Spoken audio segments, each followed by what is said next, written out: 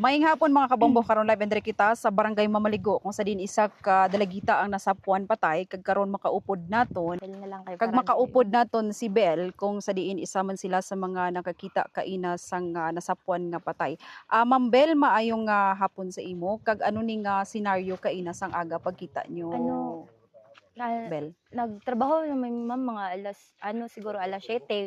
Trabaho pa mi hantod naabot alas 8 tapos amo ang pikas gang nakaubad kay nagsagit na gud sila kay kuan lagi daw na adoy patay. Tapos wala pod mi nagtuno na kay abi ko na mo joke lang.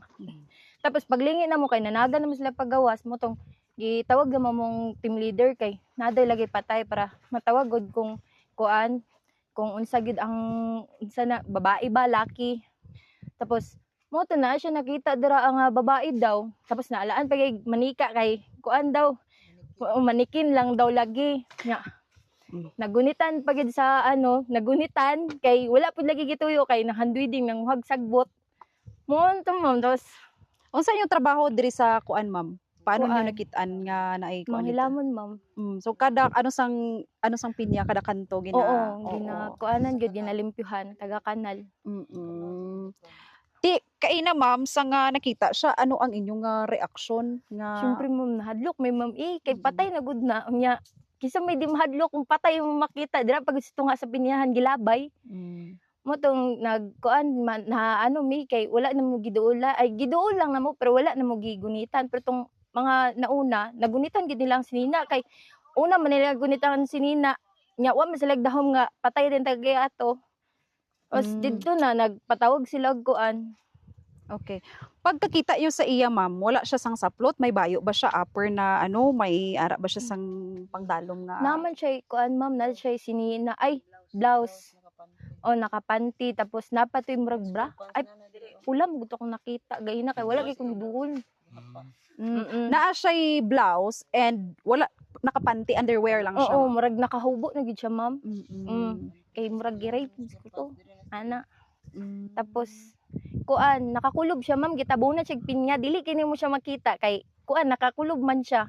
Dili mo makita ang nawong ana ba nakakulob gid siya tabunan siya dagang pinya. Pagkakita ninyo sa iya hagaina, nakakulob siya tapos naitabon pinya, mga crown sa pinya. Gamay lang gid ang imo makita sa iya kay katulang yung ihang murag pula. Oo, likod niya makita nimo. Maunang short, sa nangguna mo kaina, ako. nagunitan ninyo ang iyahang Ang lawas niya. ay wala nagunitan. Wala nagunitan. Nakita lang nila siguro ang pinya siguro pag abre ana. Pag abri sa kuan nagunitan. Oo. Dito lang nila na kuan. Na tao ay kay na may buhok daw. Okay. So adlaw-adlaw ba mo nagakuan gid ri ma'am? Oo, ma'am. Adlaw-adlaw. Oo, manikin lang lagi daw to ma'am. Tapos ang anak pang uban, natulog lang lagi daw to dito. Kasi mapagay matulog dito sa tunga. Init kayo niya. Buntagan yung ka dito sa tunga. Tabunat pagkagpinya.